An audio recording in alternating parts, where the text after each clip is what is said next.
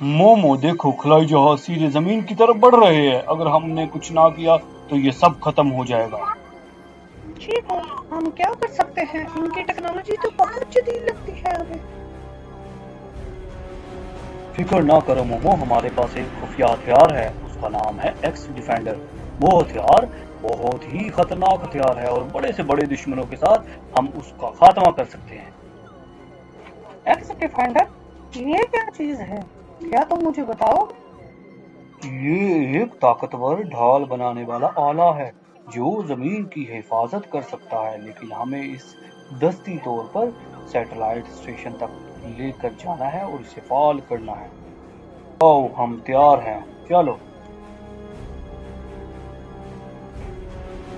چلو مومو، زمین کا مستقبل اب ہمارے ہاتھوں میں ہے۔ خبردار خلائی جہاز، 10 منٹ میں اب زمین کے ماحول میں داخل ہو رہے ہیں۔ 10 منٹ؟ یہ تو ہیروز کے لیے کافی ہے۔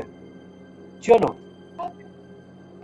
لیکن جلدی کرو ورنہ خلائی مخلوق ہمارے سسٹم کو بند کر دے گی۔ دیکھو ان کے خلائی جہاز ہمارے کتنے قریب آ رہے ہیں۔